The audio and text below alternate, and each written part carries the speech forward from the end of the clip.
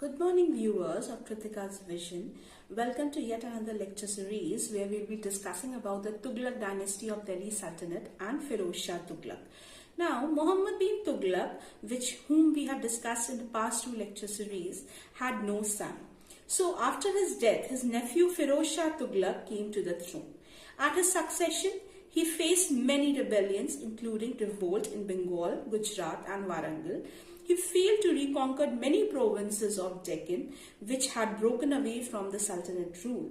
Now Firoz Shah paid attention to the domestic affairs of the kingdom, and during the last years of the reign of Muhammad bin Tughlaq, the administration had gone haywire and the subjects were dissatisfied.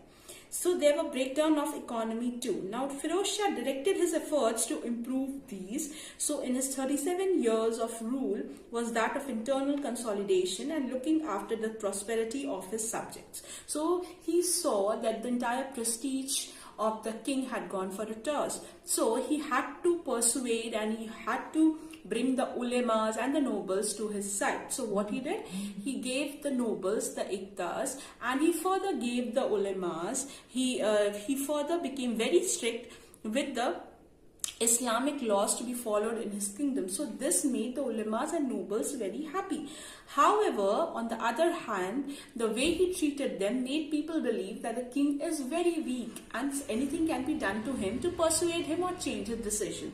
This, however, somewhere lowered his prestige. Now, Firoz Shah was a great builder. He founded many towns. The important among them were Fatehbad, Hisar, Firozpur, Jaunpur and Firozabad. Firozabad was his new capital, which is now known as Firoz Shah Kotla. Now, he is also known as the reformer king because the amount of changes, the amount of reforms, good work, charitable work that he had done was unmatched to any other king till now. So because apart from the towns that he built that we just discussed few lines before, he also built gardens, schools, mosques and canals. Firoz Shah died in 1388 and by that time the administration had become very weak. Now the provincial governors had started to revolt and one province after another started becoming independent. So because of the failure of policies of Muhammad bin Tughlaq, there was a drain in the treasury as well as the king's position.